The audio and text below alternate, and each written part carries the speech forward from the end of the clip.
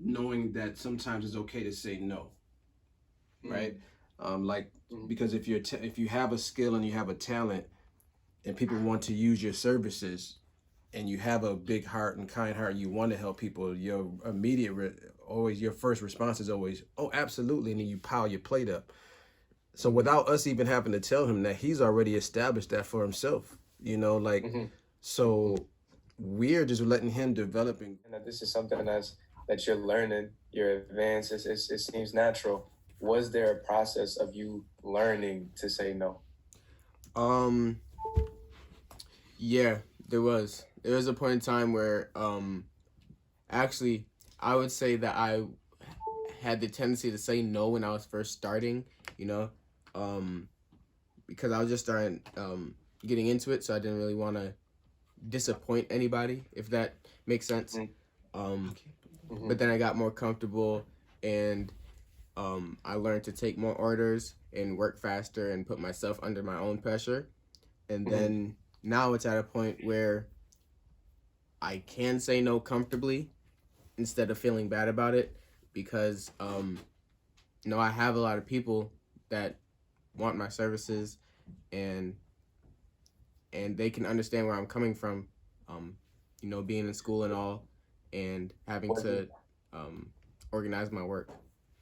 was it tough for you learning to monetize your craft, Um, yeah, putting a dollar amount on it? a little bit. Um, I've been doing this for 3 years, and the third year, it's blowing up beyond my expectation, because I haven't gotten this level of monetization. Um, it's at a different level now than what it was a year ago, 2 years ago. So, do you have any examples with you right now to just show people what it is that you do? I know what you do, but Um, do you have anything Should I open nearby? it? Any sneakers? you Any can, I paintings? can, Yeah, I can. I have one. yeah, So while he's doing that, Idris, was there a process where you decided to make money off of your art? How do you set that rate? How do you quantify that? it's a challenging question because it always fluctuates, like as far as how, there's not a rate, so to speak. Like every Right. project is individual. There are some things that are pretty static. Like if I'm doing graphic design, right? Graphic design has an hourly rate with it. And so Uh-huh. if it's anybody just kind of starting out, like we have these conversations all the time, if he's doing something that we've already done or I've already done, he'll say, well, Dad, what do you think about blah, blah, blah? And I'm like, okay, the baseline, especially for any teenager, right? If I'm talking about teenagers and they're doing a craft and they want to, kind of earn something from it, the Mm-hmm. easiest place to start is like, what is the minimum wage right now? Like, you see what I'm saying? Like, if you're going to be working, which is what you're doing with your craft, and you going around the corner to a restaurant or whatever, Tim Hortons or whatever, what would they be paying you? All right, so if you don't know what to charge, at least charge that. So that way, at the end of 4 or 5 hours and you've been working for $15 an hour, you made $60 today. Like, Mm-hmm. so little things like that. But as you get more professional in your craft, I mean, that rate obviously increases. So one of the things that I'm trying to highlight through this is growth mindset, environment, things like that. And you kind of alluded to the space you and your wife give him to do what he does, and it's just like it's gonna flourish. But from your background, what was your environment like? You're trying to hone your craft. Was that something your family was just on board with from the jump? Nope. And that's the reason why it means so much. So two things. One, no. Like I came, my both of my parents are artists. However, both of them struggled, and Mm, understandably so. You're talking in the 70s, and so they were of the mindset of get a job, and understandably so. I totally get it. Take care of yourself.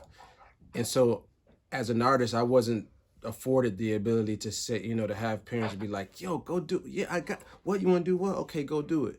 I always had to make my decisions very on my own and against the grain. because I had to be honest and true to who I felt I was as an artist. But it wasn't until I was an adult where I gave myself that permission. You know, obviously, if I'm a child living in the house, I wasn't that kind of kid that was going to be bucking the system in the house, you know. So in leading me becoming a parent with my wife and I, like, that was paramount for us to like to see something in our children and be like, you want to do what? All right, cool. We're going to support you. Like, we're going to support whatever you're putting actions into. We've always told them we don't support, we're not supporting your wishes. Like, but if you want, we'll support your efforts. I don't want to hear wishes about, I wish I could. If you're doing something, show us something, and then we got you, you know. So he brought his sneakers or some samples. So what I do is I transform shoes, if you could see it, if it focuses. But I transform sneakers into artwork that I just paint on it. You know, these are a sample sneaker. These are my personal pair that I painted on. You know, I have a bunch of different styles that I like to incorporate on a sneaker.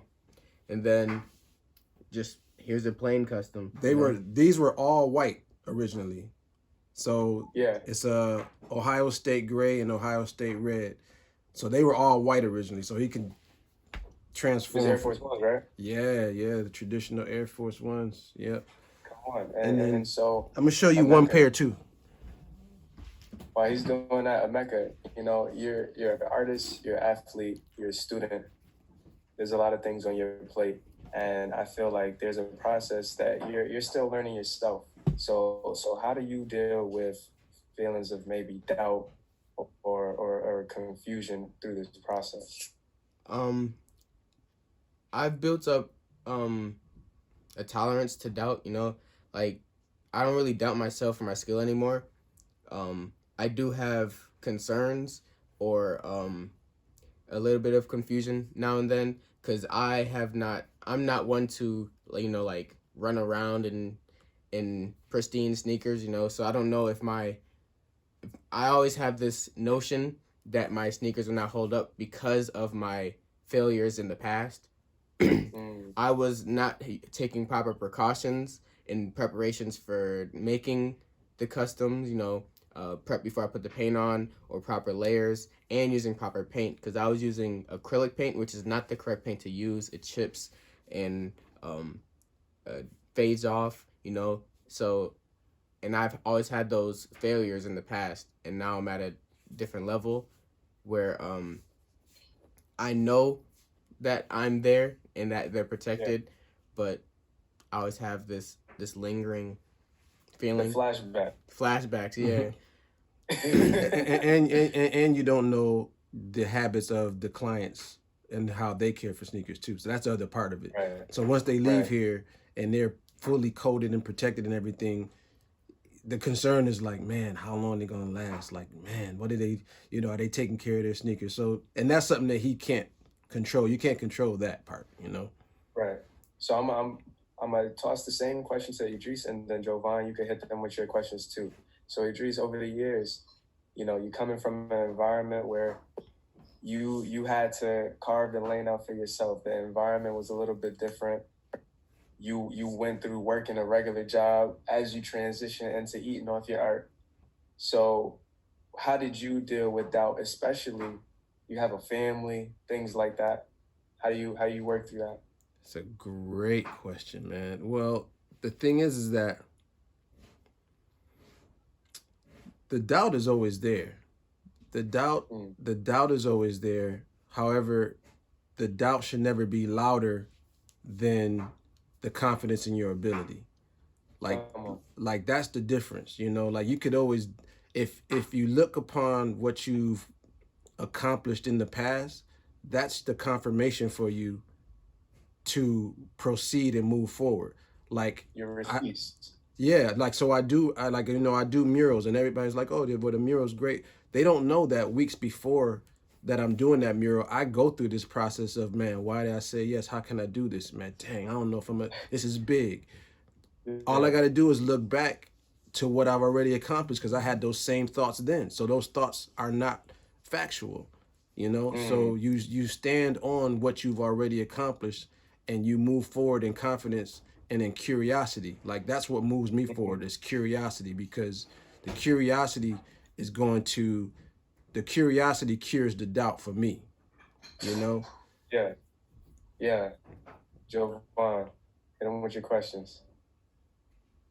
Fellas, you're incredibly humble and you're great at what you do. I just wanted to make sure I said that too. Thank you. But my first question is, I know sometimes people do something for just as a hobby, and then when you add a money aspect to it, it starts to die down, like you don't even like it anymore. Has that ever crossed your mind before? Either one of y'all. Is that for either one of us? Okay. You want me to go first? Yeah, you can go. I sort of have a split between the two. I'm a designer for a job, sneaker designer, clothes designer.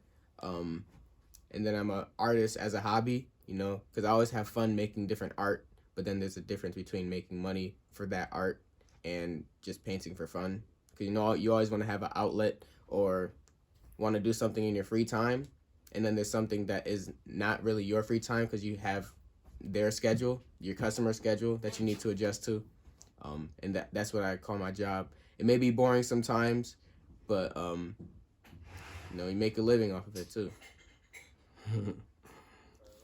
Yeah, for me, I haven't being that it's different when you make the decision and the choice on your own, and that's what this is all about. All of the decisions that I've made, the things I've said yes to, things I've said no to, are because they're guided by what I said I'm going to do, which is create a lifestyle to where I can live as my greatest self, which is means that I was gifted with these talents. So why not use these talents?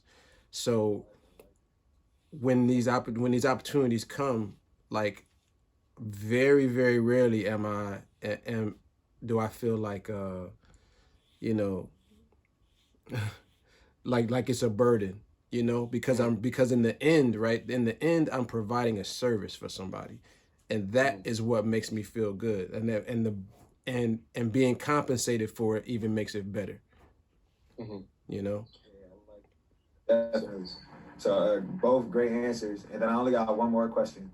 So I didn't know this background, but Cam kind of spoke on it. I don't know if Idris has like an athletic background as well, but Emeka, I heard that you had the athletic background.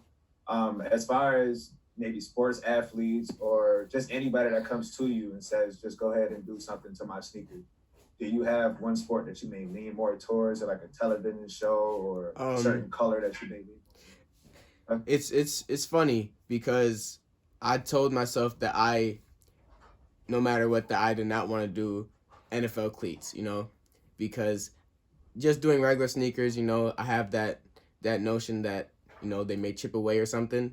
And then there's a whole different process for doing cleats, especially at an NFL level. I've always wanted to do the NBA, because they're the closest to streetwear. But NFL players got the spikes, they could get up on the design and stuff.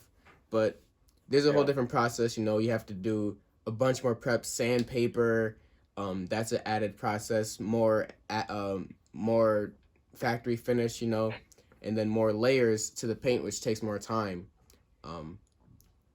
And I never really painted on cleats before, so that was a new thing to me, and it was difficult. So I just gotta trust the process and trust that I know what I'm doing. Idris, did you have a different approach at all? Give me the question again. So basically, like having that sports background, or like, did you lean more toward whenever somebody comes to you with a product and they ask you to do something for them, do you lean more towards a certain like television show, certain color, or certain sport, or anything at all? No, one of my if it comes to like clients and delivering on work, one of my best attributes is listening. That's what it comes down to, because I listen for couple things, but two things. One, I listen to see what it is that this person's looking for. And then it goes to, okay, I think that I can deliver that, or I'm not going to be able to do that, but here's a person that you can get that best service from. Because I'm not going to give anybody half of, I'm not gonna do any job where it's not 100% all in, you know. So that's kind of that's a, listening. If you're an entrepreneur, listening is a big component and a big piece of success, because if you're not listening and you're delivering things that people that they don't necessarily want, or they didn't convey, that they express to you, you're wasting time and you're wasting people's money as well. Definitely, I like that. For me, I buy a lot of shoes that are like extravagant already, but I always had an open mind to having people potentially like paint on my shoes or do something for my shoes. So if you can, I would love for y'all to put your business contacts in the chat so people can kind of open up to that. But I'm all set, Cam. You can go ahead with everybody else. Okay. Pranesi, I'm gonna weave your question into one of mine, but for Idris, you have a process of using music for your painting. Mm-hmm. You know, you'll put your headphones on, and that'll be how you make your different marks. Where did that come from for you? And do you have any examples close to you? Yeah, I do. That's too. Oh yeah, hand me that one. That one right there. Yeah, I got artwork all over the place. So. And mind you, he's wearing his own hoodie too. Yeah. Yeah, this is from there's a wall that's right on the Say Yes building. This mural is right on the Say Yes building. Right down at Main and Tupper. So for my art, I have a background in music. I've gone through several iterations of, who Idris is. And I basically kind of once I had my family and children and things, I had a decision to make. And at that time when I was doing music was not, I wasn't eating off music, which is why I was now eating off art, right? Because art just became a vehicle that was much more supportive, and it was able to validate the decisions that I was making as far as putting some sandwiches on the table, so to speak. So me painting now abstract through music, the connection is me walking away from my time spent as a musician, because it was very painful for me to leave music alone in order to grow up, right? And just kind of go into the workforce and do what I had to do and leave the real Idris behind, just to provide. So that's the connection, and so what I do is here's some pieces. This is a piece here. Well, I'll put them side by side. So this is this one is like a jazz piece here by a guy named Yusuf Deis. And then which one is this one? Oh, this one is actually one of my own songs called Good Morning Amy. So every piece, every line, every color is a different instrument. So I just listen to this music, and the music kind of tells me what color it's going to be by the feel and how it sounds. And it also has a movement. So it's like, imagine if anybody plays music out there or reads notes or read music notes. I figure out a way to create my own musical notation. That's what this is. So this is, these are the small ones. I have really big ones that are, 4 feet big, murals, Yeah. So this is a question for both of you. What would you say for any youth trying to be entrepreneurs? And also, how has COVID impacted entrepreneurs or yourselves? I'll start the second question first. COVID hasn't really affected me in any way. Besides the fact that I get more business than I have, because I have a lot more free time, and I'm always in the house, so there isn't anything holding me back. I do online school, so I can always just listen in, while I'm creating, and still be active in school.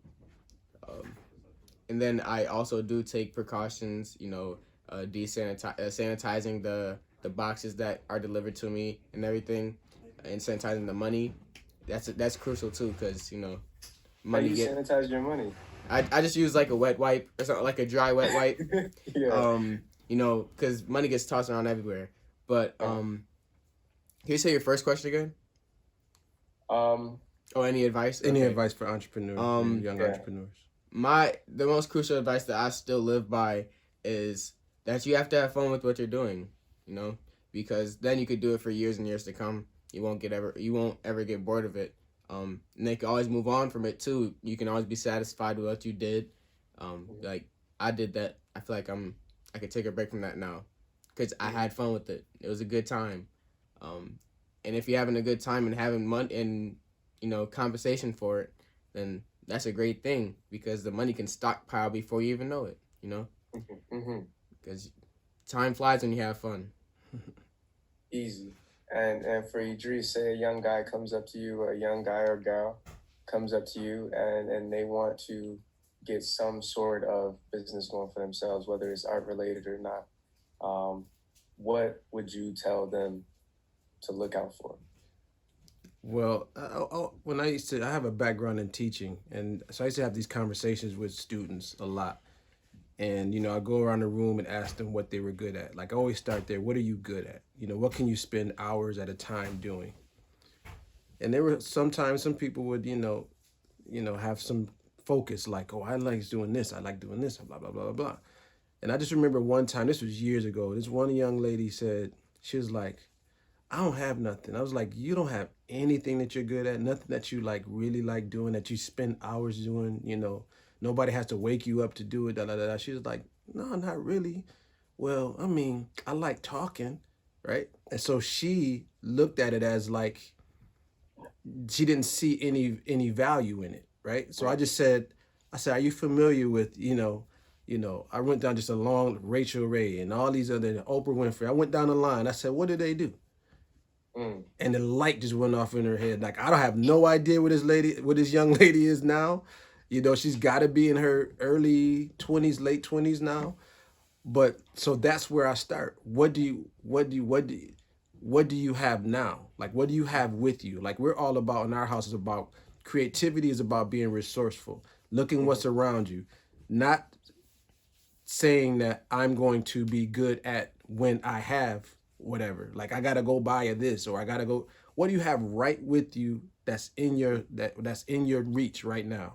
What? And to throw it back to what you said before, it's about the action, not the wishes. It's the action. What are you gonna do? Can we What act can on it you right do now? right now? Yeah. And that's it, man. And then along the way, the next part is like, once you start taking the action, you'll find the people that fall in place to help you get to wherever you need to go next. That's just how it goes. You're not gonna, you can't wish to go outside without opening the door. Come on. Go outside. Come on, I'm like.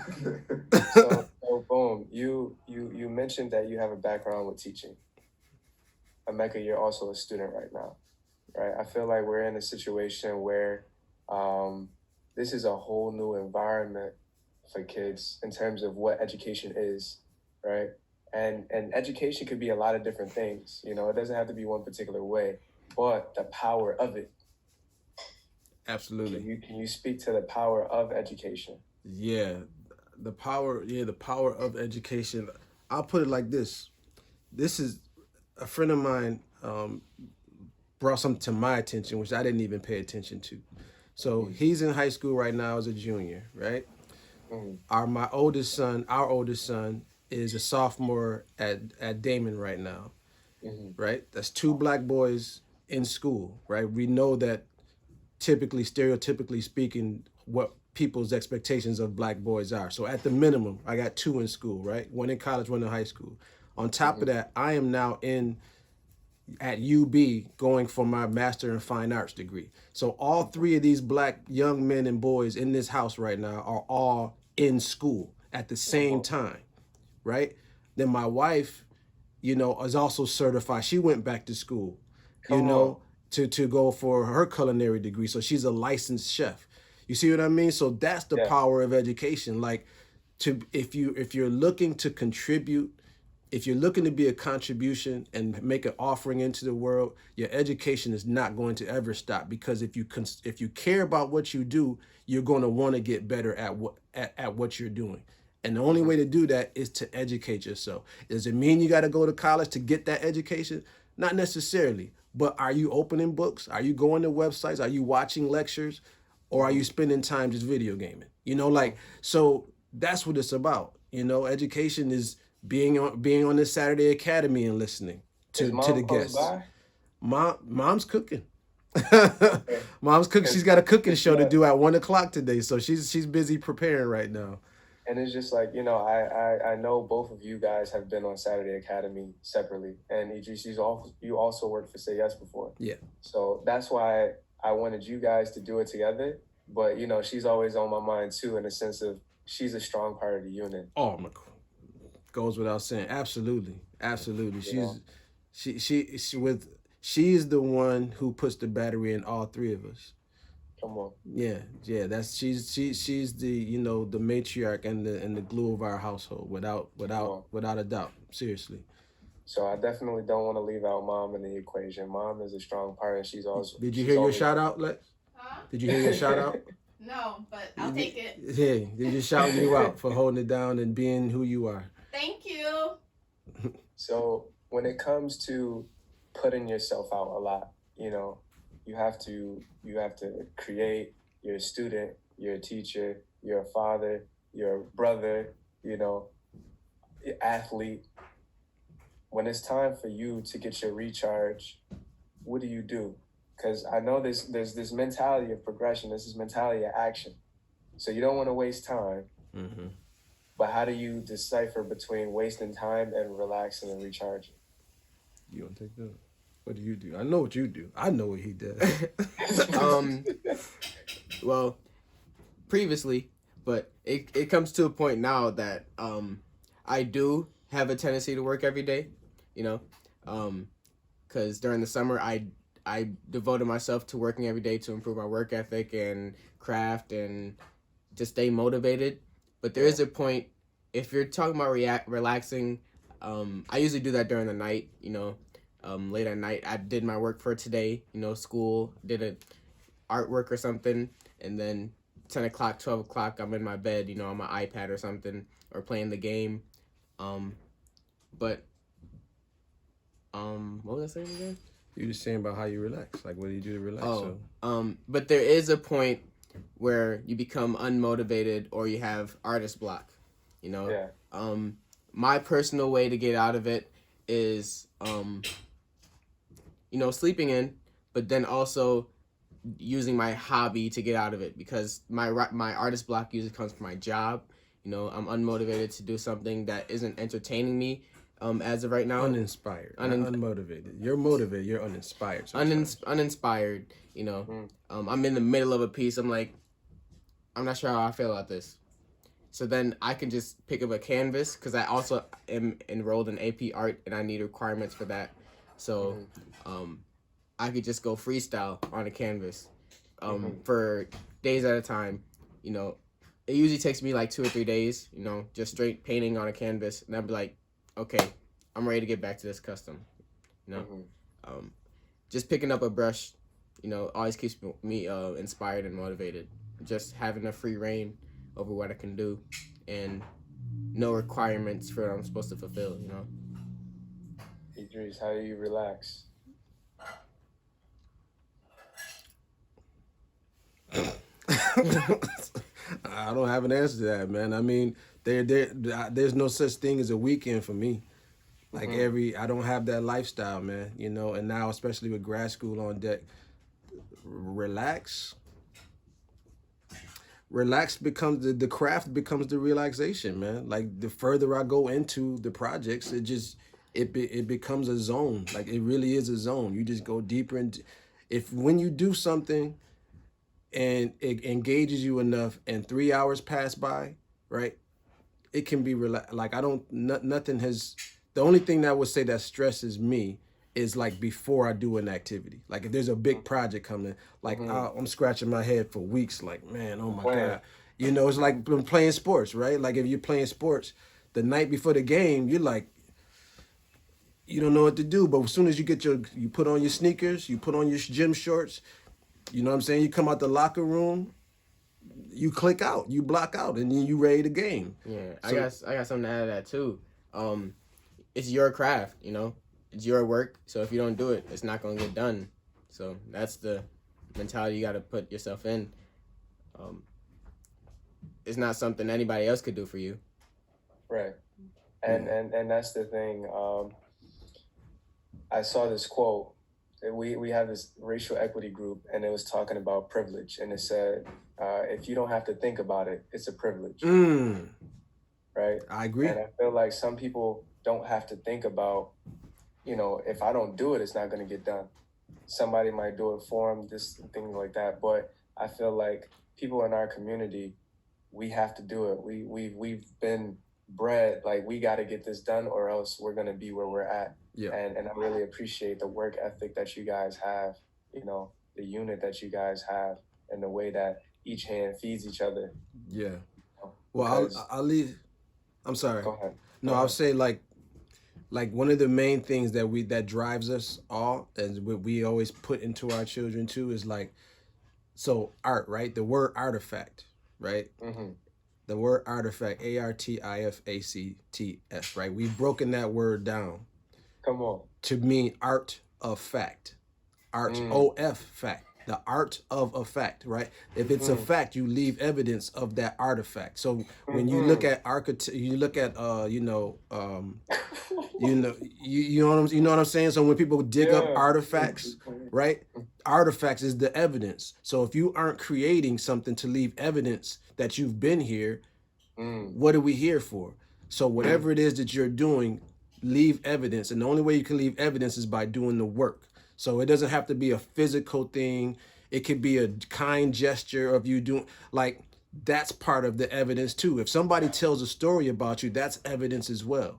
So no matter what it is, if you're creating or doing an action of kindness, some sort of selflessness, if you're leading a charge, you're leading a march, or whatever it is, that kind of contribution is what I encourage people to do. You have to leave evidence of the work you've done, or else you're just talking. Come on. So move with action, work with what you got, and leave your artifacts. And art does not necessarily have to be canvas, dancing, music. Your art is your craft. Your art is whatever you do. Yes. It's expressing yourself. Yes. Yes. So with that being said, we got everybody back in the main room. Listen, Edreys, Emeka, amazing. I hope everybody else had fun in their breakout rooms. If we got any kids from Southside, please put your name in the chat, because I'm about to do a raffle for you guys. If it's not too many that's in here, everybody's winning today. So, Adriana, you already won. Anybody else from Southside? Afna, you won. Put your name in the chat, please. Say hi. Both of y'all in the same family. Both of y'all won. Faith. You got a lot of Southside kids. You go to Southside. I might have to do the raffle after all. But Faith, you go to